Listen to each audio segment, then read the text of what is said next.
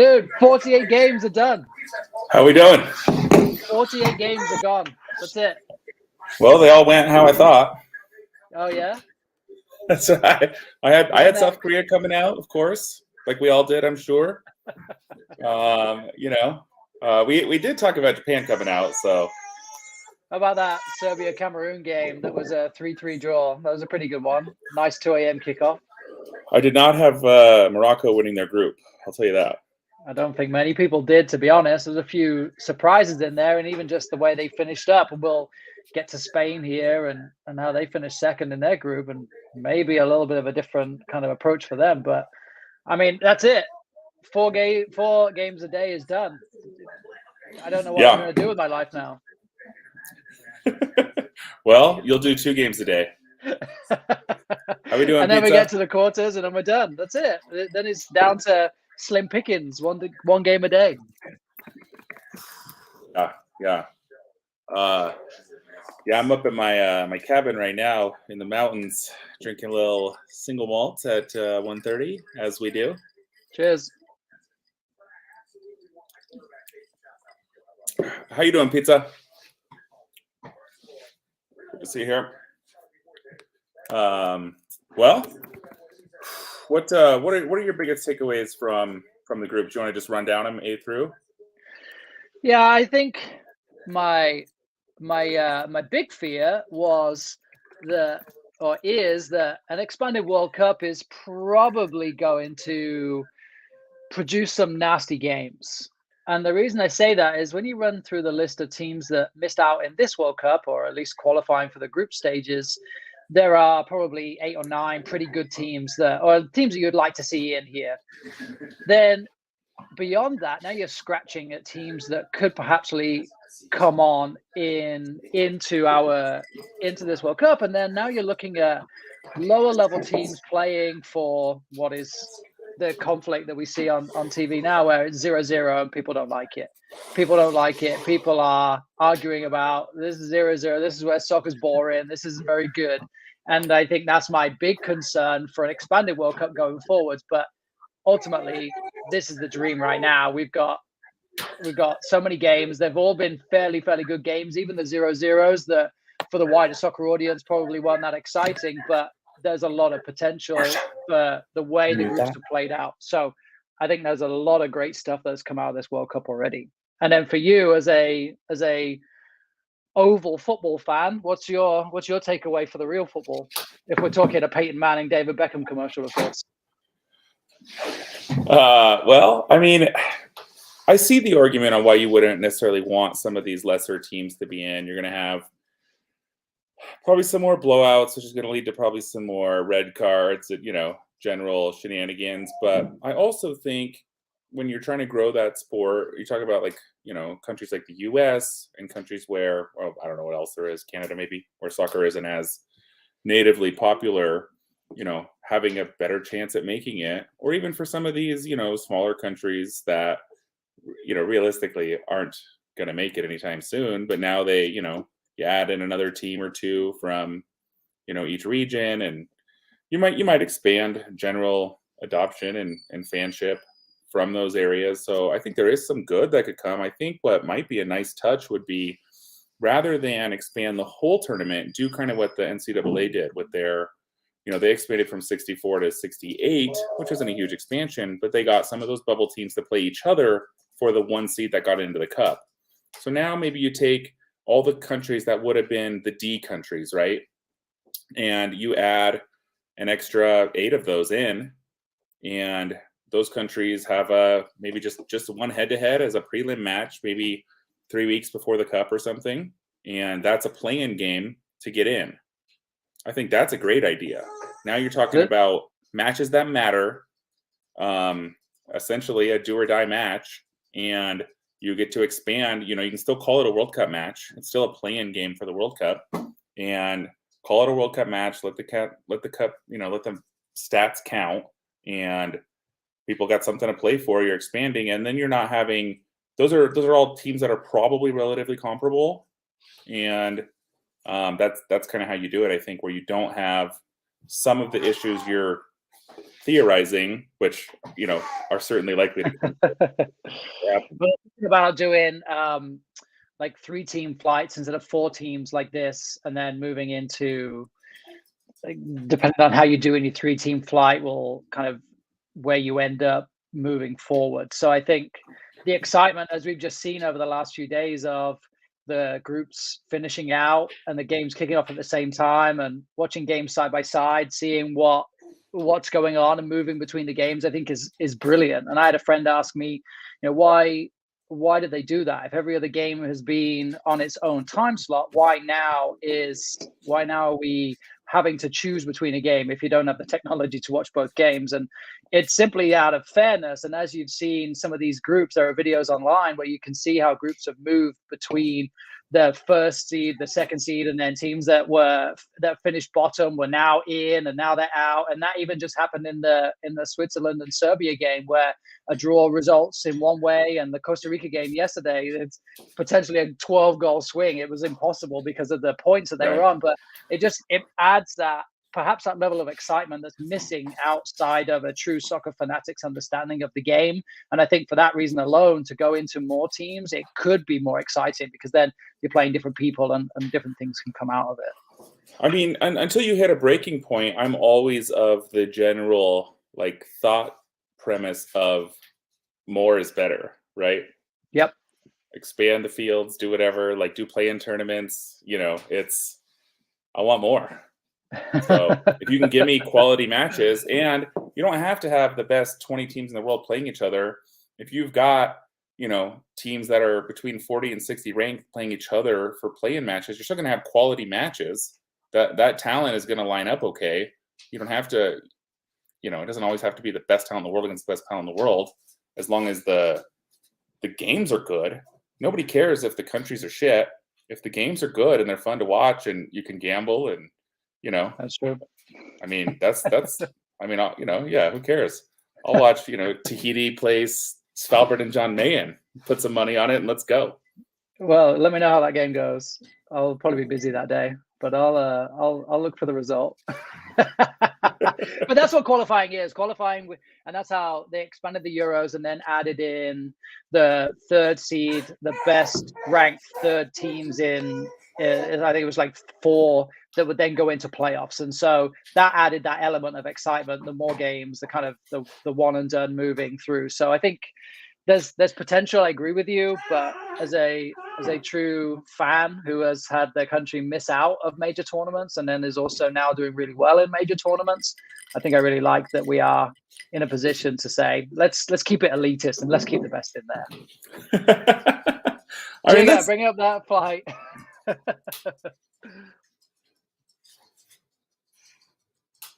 All right, right into it. Here we go. So, I mean, obviously, this is the match I think most of us care about the most. England, Senegal. No, I was talking about South Korea, Brazil. Oh, that's an exciting one. All right, so Netherlands and USA. Yep, leading off the knockout rounds, 7 a.m. tomorrow. I don't know. They put in this weird time zone on here, but I only know Pacific time. 7 a.m. tomorrow. I'm looking right now at our odds here, and we've got US at plus 350 to win. And what do you? Netherlands at negative 112. So seeing how the Dutch have had the breakout with Gakpo, he's done phenomenal. He's the lankiest winger ever seen. Is a very unconventional body type to play out on that wing. Yeah, he's coming inside and he's producing, and he's performed really, really well for them. They came out of the group as we expected.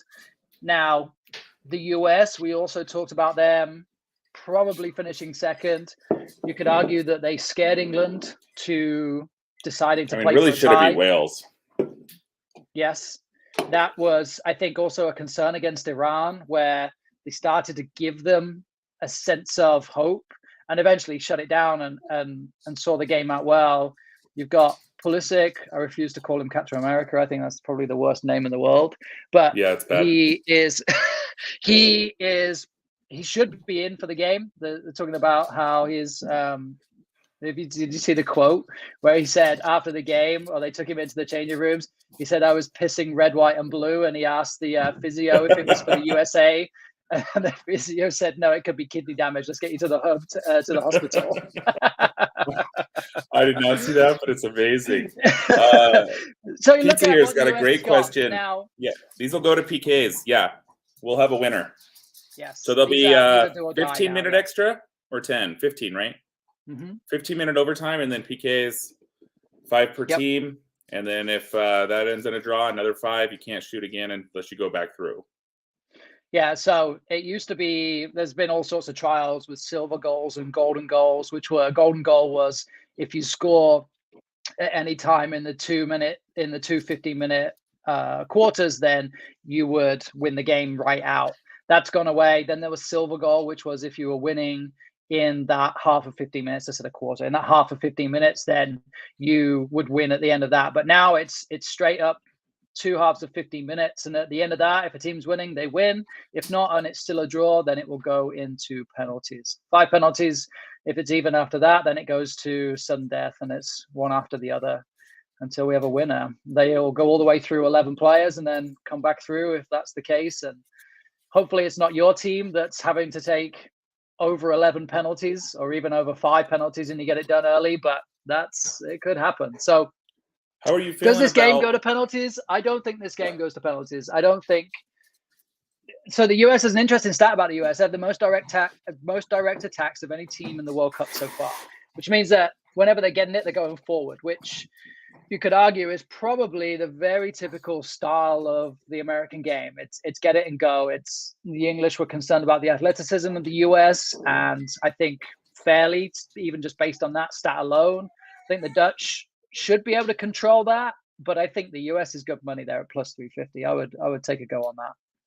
Yeah, I mean, I was surprised to see them that heavy. Sometimes what I'll do is bet against what I want to happen, so that if I lost, I have kind of an emotional crutch there where I'm like, well, at least I won some money, you know. But I think I'm gonna hammer it. I mean, they've looked good. I feel like, you know, they could have won every game. They have been competitive. They're undefeated. I mean, obviously, I think England's obviously a great team. I think the Netherlands so far have looked better throughout this tournament than England has. At least, hard to say, I guess, just stylistically, you know, England was playing kind of unexpectedly defensive against the US, at least for what I thought would happen. And, you know, it seems like the Netherlands has been pouring it on. So we'll see. Well, the Dutch had an easy finish too. You know, playing Qatar in the end meant that realistically in the group everybody was expecting to beat Qatar. Then it was really, where do you get your other win from? So they got their win, of course, early on against Senegal, and I think that really set them up, knowing well they tied with Ecuador after that. So just knowing that they did enough to get through, but they did it well enough. There's certainly a threat, of course, for the US, and I don't think that it could be taken lightly, but I do feel pretty confident about the US here. I'd be excited about this. Yeah. Yeah. All right. So the other side of that then is the other 2 teams that came out of that as England and Senegal. Now, Senegal, of course, already missing Mane. Now we've got Idrissa Gueye, who's out, suspended because he accumulated his second yellow through the 3 games. So now he's out of that game too. So they're missing another key player. And of course, my bias is going to show here, but I just think that the English should be too strong. They should be too organized. And I think they should be too ruthless in front of goal to put Senegal away comfortably here. What do you see bet-wise on this? I mean, of course you want England to win, right? As your adopted country. I do. My neighbor's a big fan. England is at negative 182. Senegal at plus 650. Says what we need to know, really. I'm a bit surprised that England doesn't have better odds. Or I mean, I thought they would be closer to like negative 280 or something like that. If, you know, you're looking at some of these other ones, France is negative 300 against Poland. that could very well go to a shootout. I wouldn't be surprised by that. Poland's been playing some pretty good defense. Their keepers, right, although he did let up a couple, but he's had some nice games. Yeah.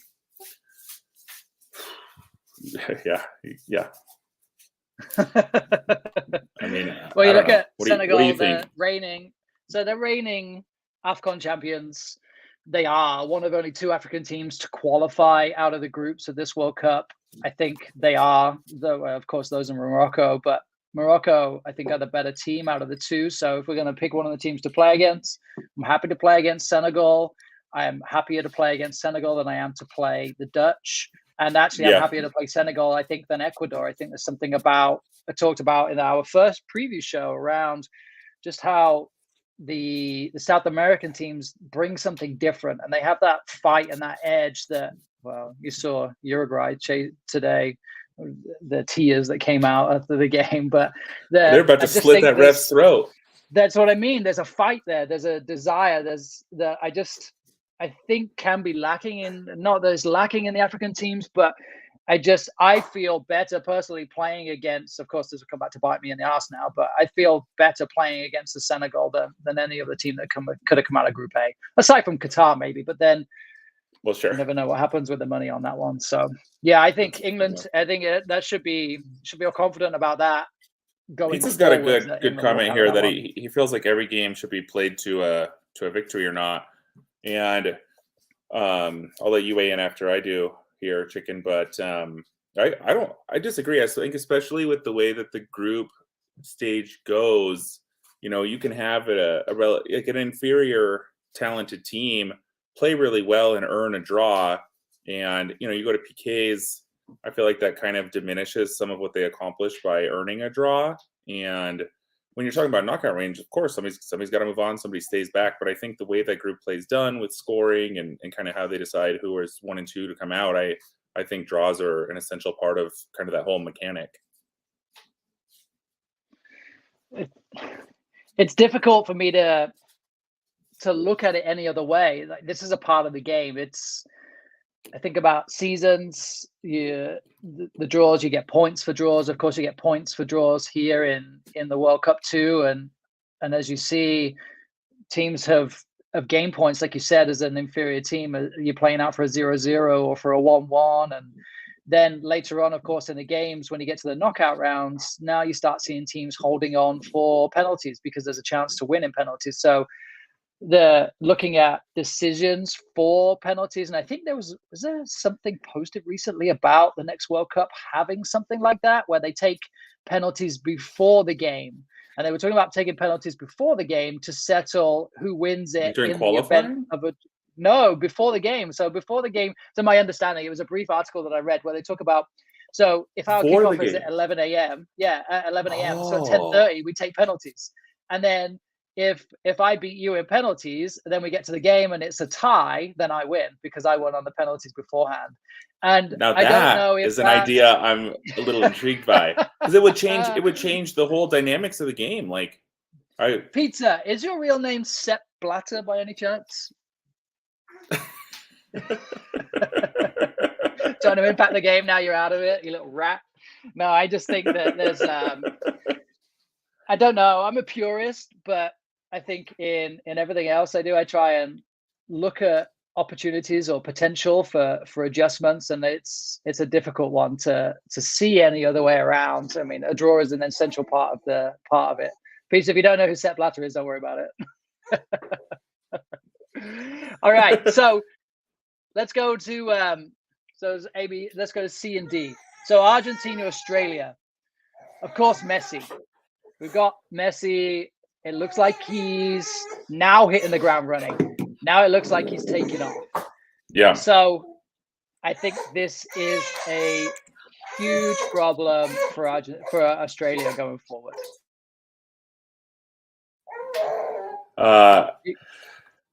Australia is plus 1,500 to get a dub. Argentina is at negative 435 to bring it out.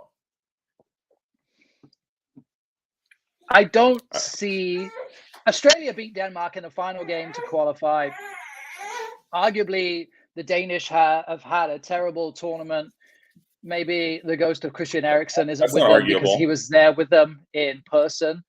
And the ghost is better. yeah, maybe so. Also, Gives them 12 men. They weren't playing the home games in Copenhagen with the Vikings behind them. I don't know. I don't think that it's Australia is strong. Australia have done well to get out of the group, but I think the big picture of it is that they were potentially the better of a bad group around them, which has then given them that potential. And you didn't mute yourself when you were talking to me. However, I think you look at Tunisia. Tunisia were a potential dark horse that also failed with their draw against Denmark, which again brings me back to how the Danes really failed to get going. Then you've got France kind of trying to walk all over everybody minus the end with all the changes that they made. But then Australia definitely they've qualified well, but this will be a nice round of 16 performance for them. It's a get out of the group stage. It's great for the game in Australia, which is similarly developing the same way it is here in the US, and I'm all for your idea of growing in Tahiti and places like that, but I also think that Australia and the US will take more from their teams being in a round of 16 right now. So yeah, I just think looking at how we're growing, how we're bringing teams through, I just don't see how Argentina slip up in any way here against Australia. Yeah, I mean,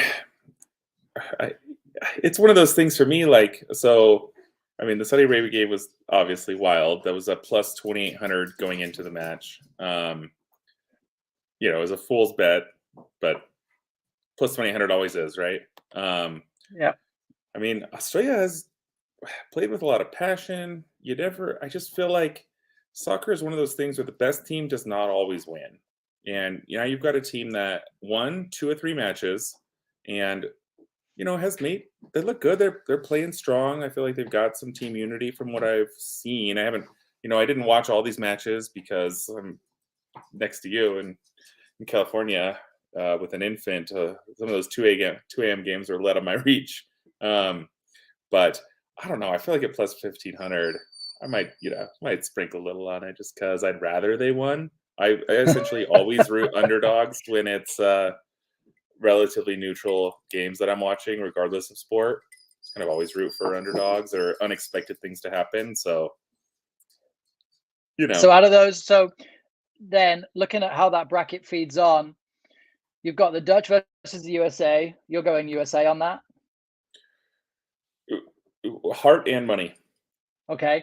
And then we've got Argentina, Australia. You're going fingers crossed Australia for a USA-Australia quarterfinal?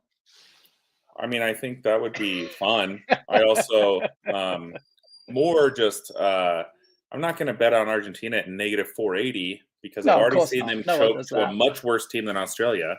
So if I'm going to put money on the game, which I'm going to do, I'm going to put it on Australia. And the nice thing about this is we have to have a winner. So, we're not gonna dick around with whatever. And I think that also then has its pay forward for Argentina to not dick around against Australia and just wallop them off the field. Well, I mean, obviously they're certainly capable of doing that, but they haven't really shown that this tournament. I know they hadn't lost in 2 years coming in, but they did lose. And while they were able to bring it home, they just, I don't know, nothing about, and I watched all 3 of their games actually. Or no, I didn't watch them lose to Saudi, but I watched the other 2. I don't know. I just didn't feel like they were dominant at any point. They looked good. But they beat the 2 of the. So here's the flip side of that is that they lose to the weakest, arguably the weakest in Saudi Arabia, and then they beat 2 of the stronger in Poland and Mexico. So then, based on that trend, they should lose to Australia.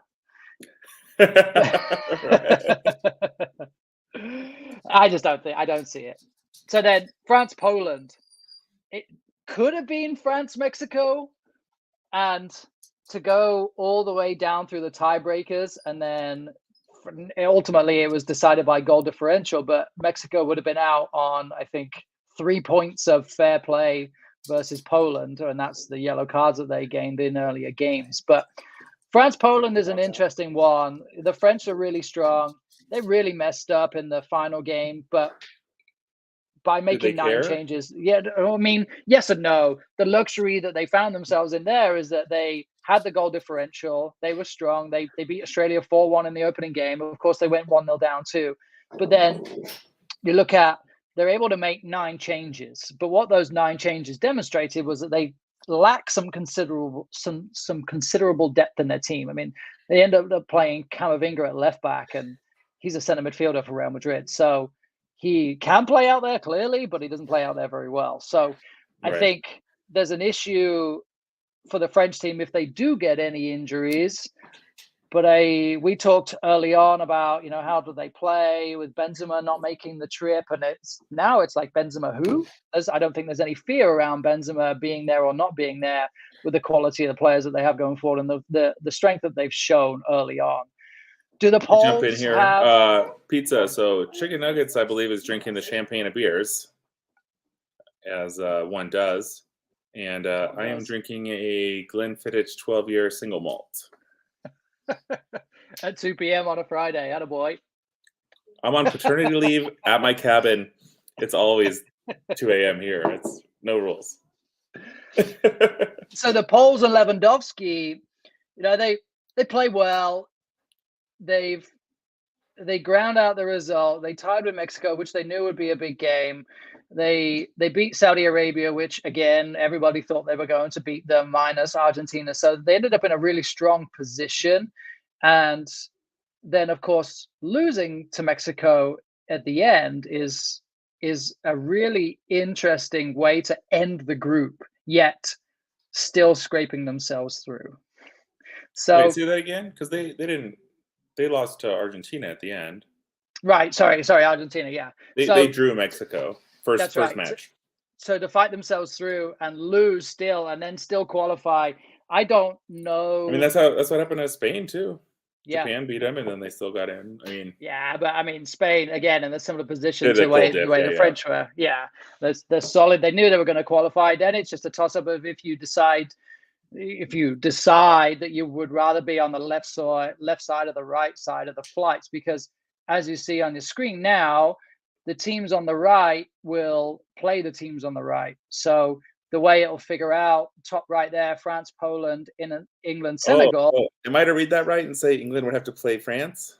So if England and France win now, they will play against each other. Yeah, so that's why I asked you about the Netherlands, USA, or Argentina, Australia, because then based on your hopeful predictions, we've got the USA playing Australia in the quarterfinals. Well, of course, I'd rather. I mean, I think that now you're talking about 2 teams that don't have the same pedigree, that are really like coming together, finding their own. I mean, that'd be a fun match without USA would be favored, but I don't think it'd be like an astronomical line. And I mean, why not?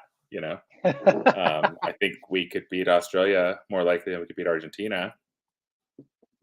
But I just kind of, if I'm picking these games just off the things that I would love to see, because I love chaos. Like I still want the U.S. to win. I'd like Australia to win, Croatia, and then I actually will take Portugal. I think over South Korea, or no, I'll take South Korea. I'm sorry, over Brazil, and then give me Poland over France.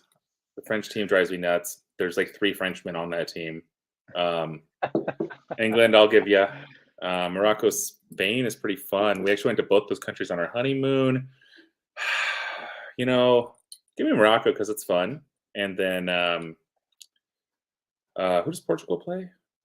Portugal plays Switzerland. Yeah, give me Swiss. So the interesting thing about that is I don't think any of it's going to happen. Well, some of it will happen. One of those 8 will be right. Croatia should beat Japan. I don't know. So I don't know. Out here, France, Poland. I think what line do you have on France, Poland? I think. Let's see here. France, Poland is going to be It's easier if you go by the date that they're going to play. So France-Poland is Sunday, which is what, the 4th, The 4th? December 4th. Okay, so France is at negative 300. Poland is at plus 1100. I just don't see how Poland can win, but I could see it maybe with like some, a nice gameplay, maybe getting into a shootout. I don't know. I just don't. The way the Poles have played so far, they're just not getting opportunities. It's essentially like Lewandowski trying to score a goal 1-on-3, and while possible, it doesn't seem like it's likely to produce a lot of goals. And you can only rely on your keeper so much. It's the USA versus Belgium 2014 with Timmy in goal. Yeah. All right, so let's go to Japan, Croatia. So then summarize all that. You've got the US playing Australia, and then you've got England playing who? No. I mean, to be clear, I'm pretty sure Argentina will win. No, if I'm going to put money on the game, I'm going to bet on Australia. Underdog. Yeah, this is the underdog line that Big the underdog bracket. About. Yeah. All right. So US, Australia, and then at the bottom of that bracket, you've got Croatia, Japan. I mean, Japan has been really fun to watch. Yeah.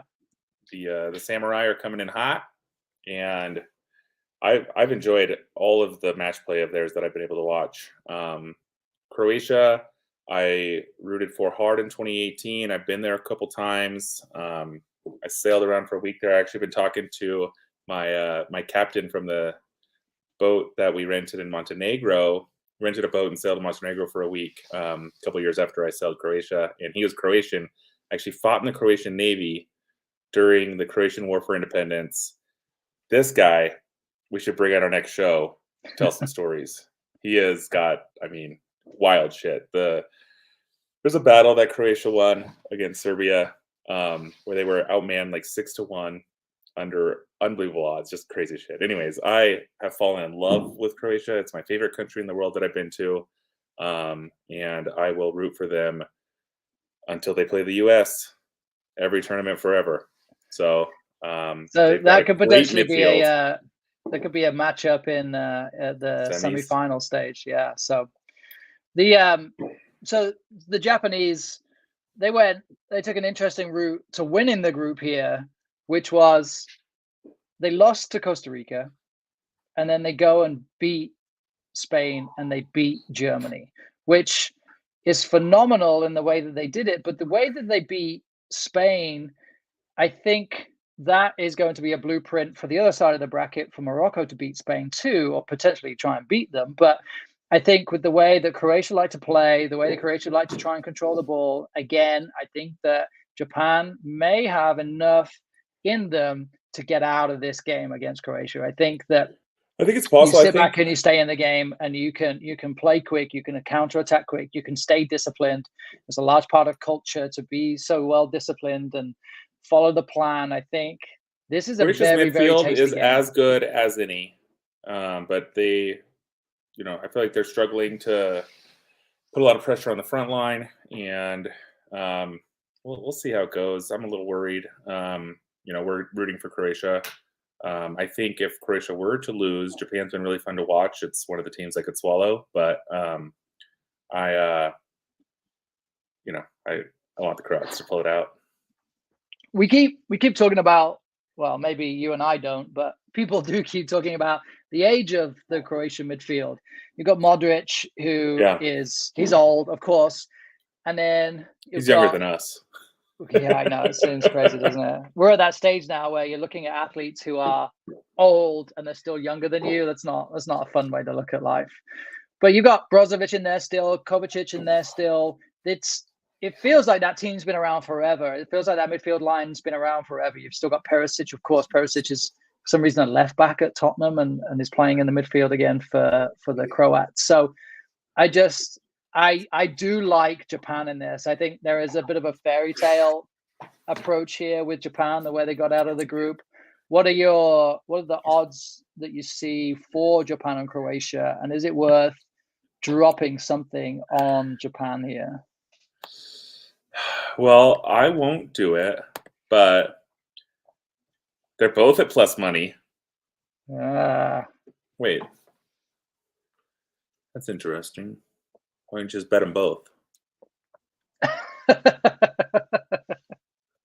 You're not allowed to. You're not allowed to pick one. Well, so some of these, depending on your site, some of these will be full-time odds. So it won't. So they'll be different depending on how you bet. On soccer, you might be able to bet full-time winner, meaning it doesn't go to PKs. And if you want to bet on who wins in PKs, you're going to get different odds with lesser payouts. So I'm guessing these are true winners, these odds, but I'm seeing plus 290 for Japan and plus 116 for Croatia. So Croatia's a 2-1 favorite, really. Yeah. On some sites, so this one, we're using the Action Sports Network that Knights of DGen get free access to, and it brings in a lot of odds across different books. So DraftKings, which I think a lot of people use, plus 110 Croatia, plus 290 for Japan. But then you can do a draw, which would be essentially you're betting on a PK situation at plus 225. So some of these lines are going to be you're going to want to find the action on your book that lets you bet on advancer as opposed to full-time winner. Yep, there you go. It's a good line item there. So jump across Morocco, Spain. Touched on Spain a little bit there. The way they play, they look to keep the ball. Luis Enrique is a stubborn guy to his style of play. He's playing arguably younger players that perhaps lack some experience potentially. Now, don't shoot me if you don't agree with that, but I think that there is. I mean, he's true to his guys. He was asked in an interview if he was allowing his players to have sex before games, and he said, "Why not? I like sex." And I think that is just one for the boys right there. But now you look at how Japan beat them and allowing. I don't know if the game finished with the stat being broken, but Spain had played something close to almost 500 passes in the first half. I want to say, or 400 passes in the first half. The way they play the game.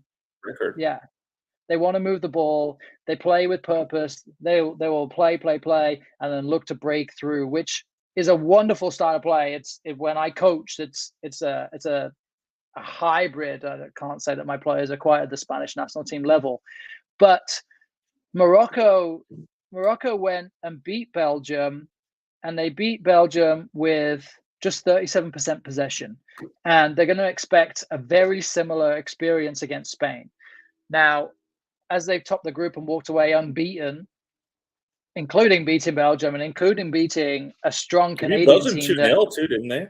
Yeah, they did. They beat them 2-0, yeah. Honestly, so Canada looked really good that first match. To walk away with no points has been, I feel like Canada actually played really well. They should hang their heads a little higher than it looks. It's a shame, yeah. -5 goal difference. You scored 2 goals. You really kind of had Alphonso Davies playing in every position on the field and trying to carry them forward. And he's a stud. There's no doubt about it. And the qualification route, I think, kind of demonstrates what CONCACAF is like versus the rest of the world, or definitely versus Europe in that regard, and maybe even South America too. But looking at how Morocco against Belgium is another false start. Every player was almost coming out and saying, Kevin De Bruyne said it, we're older, we're not in the golden era like we were in Russia in 2018. And it almost like the excuses were there already. And then just to see the way Morocco played against that possession. Yeah. So Belgium ended up with 4. Yeah, in the world. Oh, Belgium got 4? Yeah, they beat Canada. Everybody beat Canada in that group. Oh, Canada, that's right.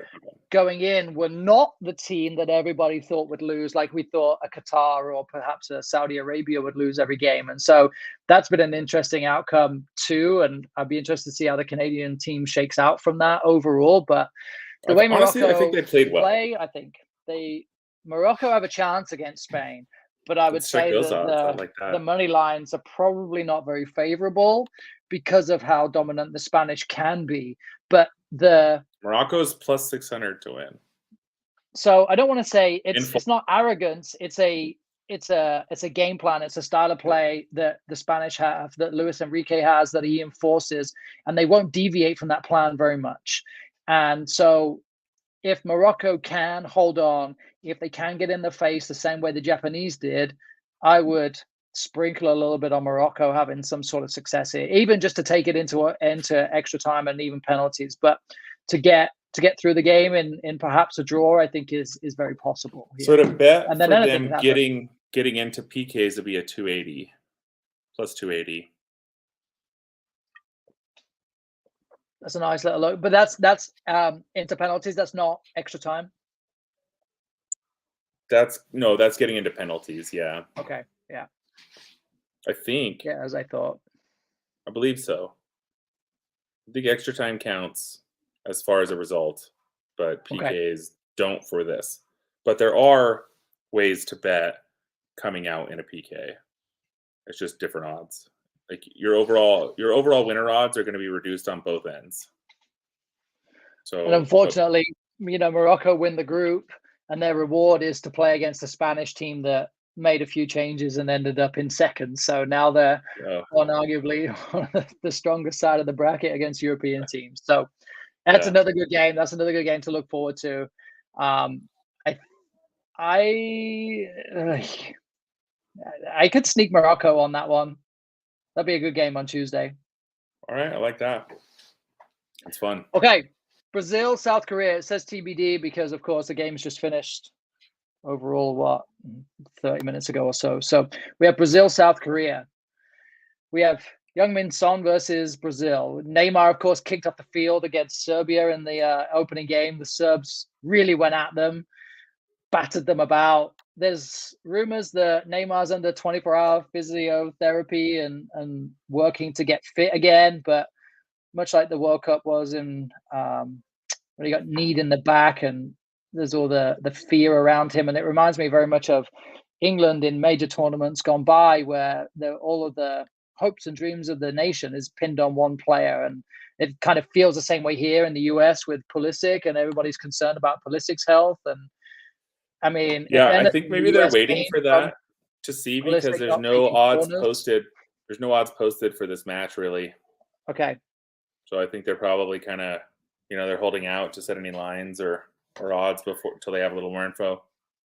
But they have such a strong lineup. The Brazilian team is so deep. There's so much talent in there. Now, do South Korea threaten enough? Do they have enough to play against Brazil here in this situation? I just don't think that they do. I don't either. Talk about that on your own for a second. Okay, bye. So then, as we look at what it looks like for this Brazilian team, arguably as one of the favorites coming in, and even missing a Neymar, where it's very clear that they are strong enough. They are strong enough to beat a South Korea. They are strong enough to then go on and beat Japan or Croatia, but they just have that weight of the world on their shoulders again. And you can find yourself in a position where you look at, even today, they lost against Cameroon. Of course, they're making changes again. They're feeling good about their group. They're pretty confident of how they're going to play through. They play against a fairly organized Swiss team and beat them 1-0.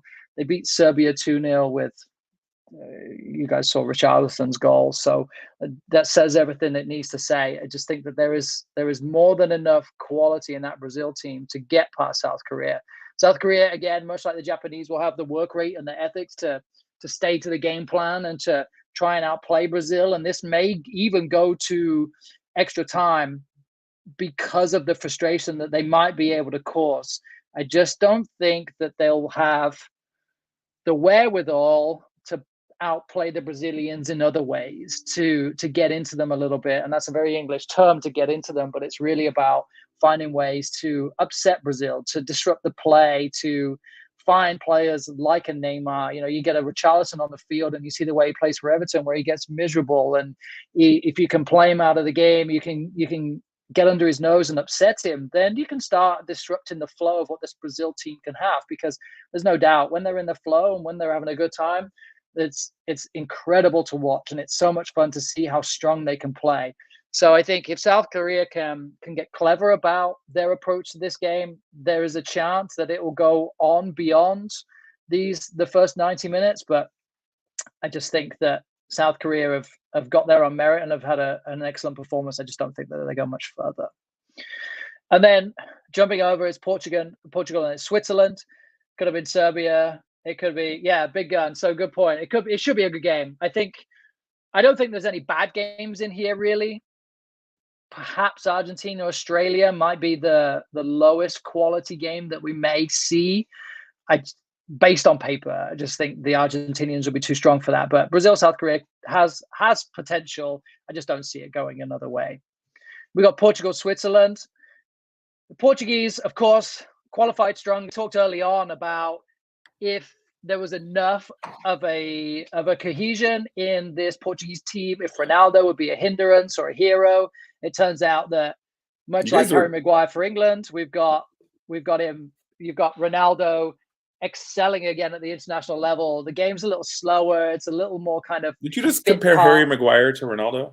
I'm talking about the way that they played. And I'm talking about at club level, well, both of them terrible for their team, same team. Maybe it's the team. You ever read that book, Surrounded by Idiots? Maybe it's Man United, not everybody else.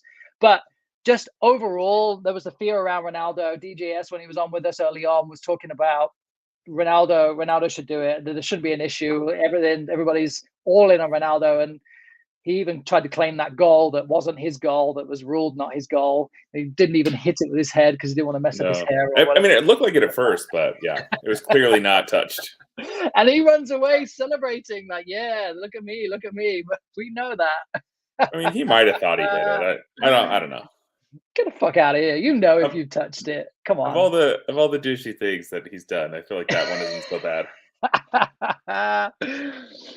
Dude, the Swiss. We talked about this last time. Ronaldo's one of those guys who is just like an over the top, just unlikable guy. And for some reason, I still like him. I don't know.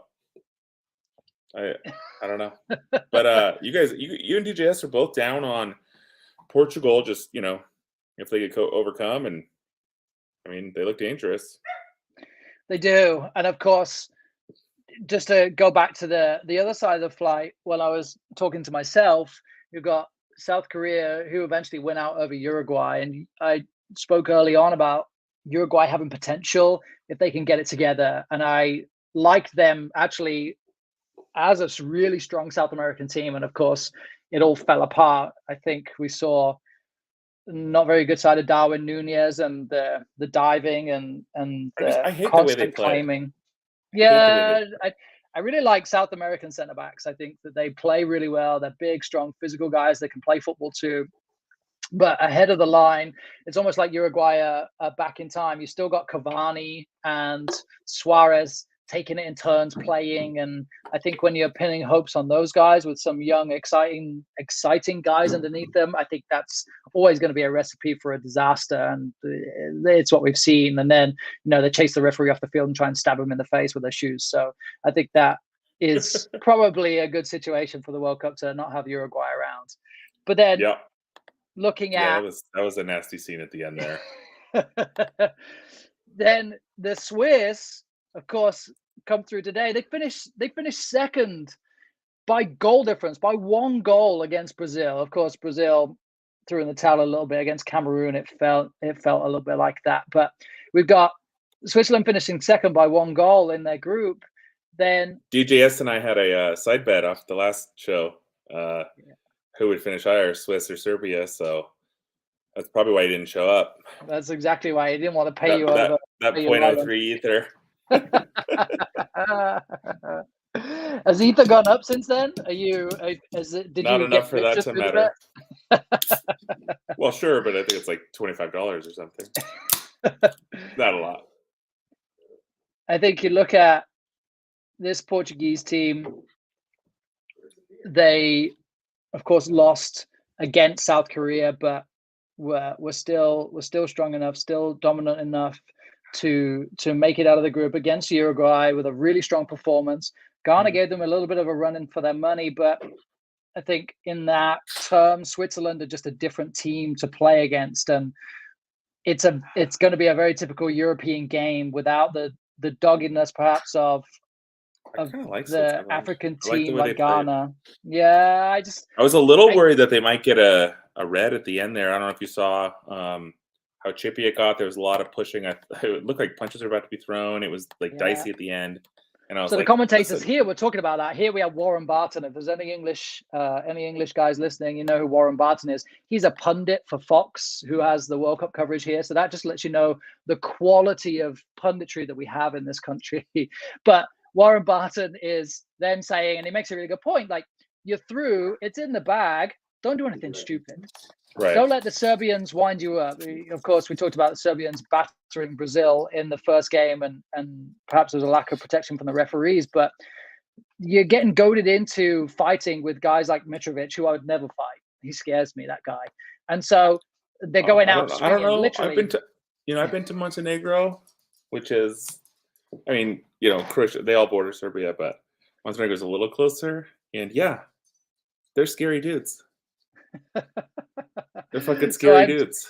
I'm just going to keep kicking the ball out of play. We'll just get ourselves out of there nice and easy, and away we go. This guy was not looking for peace, I'll tell you that. Are there any odds available? Nope. Of course, the game just happened, so nothing on Portugal, Switzerland either. Nope. So it's a pick 'em. Who are you taking? Portugal or Switzerland? Actually, hold on. Let me look on a different book real quick, because this is the aggregator that we're using, so there might be something for a book that's just an individual guy here. I mean, if the money's right, I'd like to take Switzerland. What do you think it'll be? Try to predict the odds. I would say Portugal are favorites. Probably not by much. Again, it's a European game. It could go either way. I do think that Portugal will have enough with Joao Felix, with Ronaldo, with the players that can play underneath, like a Bernardo Silva, or I don't see us seeing any upset in this game. Seeing an early upset seeing Portugal losing, you mean? Yeah, I don't see it. I don't see Joao Felix looks like the best player on Portugal from what I saw. Yeah, he's a stud. He's got so much potential, and the fear was early on that he wouldn't play because Ronaldo would play, and they couldn't fit them both in, or however they would end up finding themselves try to balance what this team could look like with a Ronaldo ahead. And I just think that they've got such potential now to go and kick on. I think that they're in a strong position. Yeah, so Portugal, based on an odds maker, is a 1.85 chance. 1.85 to win, 4.2 for Swiss to win. So, so it looks like it's going to be about 140. Yeah. Negative 140 on Portugal, plus 270 on the Swiss, give or take. Super early odds based on a calculator that the books will have to interpret, but I don't know. I feel like those aren't. What do you think? I'm going Portugal. I probably wouldn't go near it, to be honest. It's a bit of a toss-up, to be honest, but I think Portugal has enough to win out of this. I took Ronaldo over 3.5 goals for the tournament. I think he has 1, 2. He could have had 2, but I think that was the one they took away from him, right? Yeah, I think so. I think he only has 1, so I'm going to be rooting for Portugal, I think. Unless he gets a hat trick and loses. Yeah. Yeah, I don't see how Portugal lose that one. So then we've got, out of those, Morocco, Spain. I'm picking Morocco. I'm picking Portugal. So for a Portugal-Morocco quarterfinal, I'm picking an England-France quarterfinal. Of course, I'm picking an England-Portugal semifinal. The other side, I'm gonna pick US. I'm picking US over the Dutch. US, Argentina. Then we're looking at a Japan, Brazil, and I think Japan. I'm taking Argentina, Brazil in the semifinal on the left side of the bracket. I don't see how anyone else comes out of that apart from those two. Of course, stranger things have happened. Japan's and a then plus England 290. England will beat Brazil in the final. Japan's a plus 290. If you think they're going to win, that might be worth throwing some of that green on. I think that's a good bet. That's a good one to look at. I think Morocco, Spain is also another good one to look at. Out of those, Portugal, Switzerland is really a bit of a pick'em. I think I do look at Portugal stronger. It's just whether you want to take a big punt on it. If you think these are both equally likely to happen, Japan beating Croatia and Morocco potentially beating Spain, Morocco's at plus 600. So they could. If they copy the Japanese playbook. Anything could happen. Anything could happen, of course, yeah. Of course, anything can happen. Yeah, I mean, if you think it's on the table. So then, as we look back, before you place any bets based on our expertise here, we had Group A. We had DJS with Senegal to advance. Then we had Netherlands, who he sees as a quarterfinal team, which means that they're going to beat the US. Then we had losing in the quarters, right? We had them losing in the quarters, yeah. Then he had a bet on the US to make the last 16. Very good bet, DJS. Then he refused to comment on England, which is also a very good choice. He had Argentina futures to win. Then he also had Messi at Golden Ball. And then he also had them at elimination in the semis, which would stay true to a Brazil-Argentina semi and then a Brazil win there. Then we look at Group D. We had France, of course, coming out of there, followed by Denmark. And that was one of the big surprises. We didn't really give much that's who only had credit 1 point, to Australia. Right? Yeah. Well, sure. Then we've got Group E. We had Germany and Spain finishing strong in that group, with Japan and Costa Rica not really anywhere near it. But he also did say that if there was going to be a dark horse coming out, it'd be Japan. So got to give him that. Then he had Germany to win the group as even money. So hopefully nobody followed that advice. Musiala is young player of the tournament. He has a lot of potential. I think that's one of the really exciting things for the German team out of all of this. Then we look at, it was a Belgium-Croatia prediction for Group F. We ended up, of course, with Morocco and Croatia. And then Group G was Brazil and Switzerland. So we hit that one pretty nicely too. Group H. Wait, his prediction was Brazil and Switzerland coming out of there? That's what we had shared in the last one, yeah. That's pretty funny because him and I made the bet that I bet Serbia, Switzerland would finish higher versus Serbia. Yeah. And then he got caught up in the moment, I think. That's that'll happen. He just wanted to mess with you. Just wanted to take your money. Then it's one of those things, right? Bet on the opposite. That's what he was saying. That's true. And secretly, he had. I don't think it's hard in either one, though. The Swiss qualifying. Well, yeah. Remember, there was one bet he said he had 10 units on. What was it? Yeah. It was the Golden Boot. No, I don't remember. No, it wasn't Golden Boot. We could pull it back up. It was like I'm sure it was a combo of a Golden Boot and a winner or something. But then we got into Group 10 H. units on a parlay like that unless you're trying to retire. Isn't that why you try? Isn't that why you do this? No. And then finish it out. We had Uruguay, Portugal, with South Korea and Ghana finishing low. So of course Portugal made it out. Uruguay, rip. South Korea sneak it in. Rip. So out of all that, we've lost Uruguay, which I think is a shame. We lost Ecuador, which is probably the lowest of the South America. Uruguay at all. Yeah, no one's mad about it, especially when you see Suarez crying. I think that's what makes everybody happy. That's what I was saying. I don't know if I text you this, but I said Suarez is crying like somebody bit him. Yeah. Oh man. Okay. Then we got Ecuador out, and then to the European side, some of the bigger ones, of course, Germany and Belgium out. I think the Germans would need to do another reboot like they did for the Brazil World Cup. they're struggling. They need a little bit of a change in there. The Belgians need a new generation of players to come through and stop relying on the older ones. And then Denmark, I think they were found out big time. Again, the ghost of Christian Eriksen just didn't Germany quite play will do out. Das Reboot.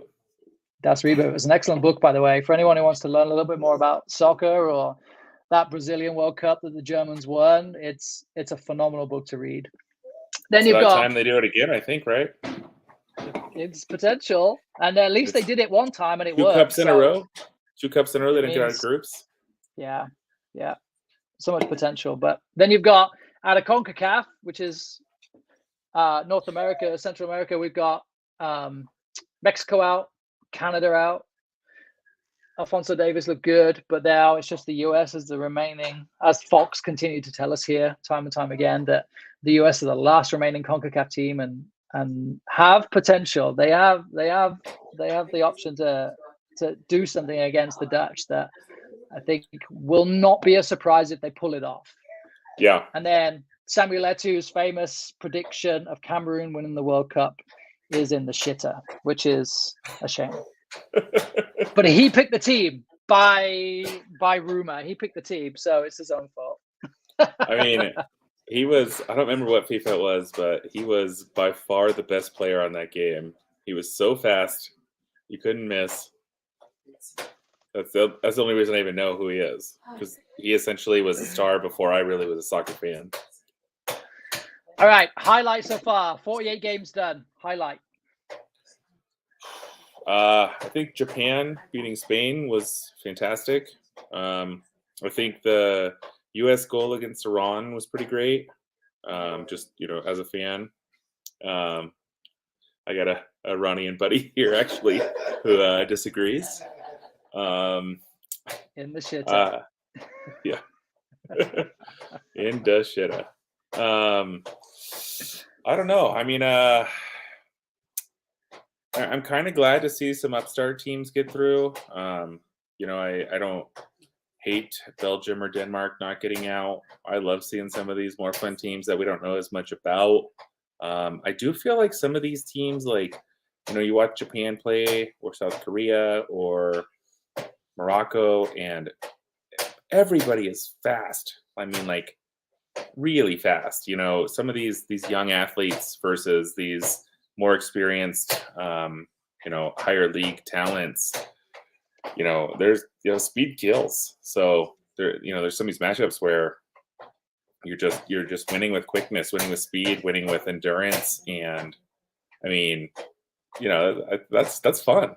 That's what makes soccer great. Is that first off, it's one match. It's such a fickle game. Every shot, so anybody can come up with an upstart, and it's been a fun tournament. I've really liked it. I do wish the timing was a little different, so I could have watched every match, but it's been a lot of fun. I'm having a good time, and I'm up betting wise on the tournament so far, so that's good.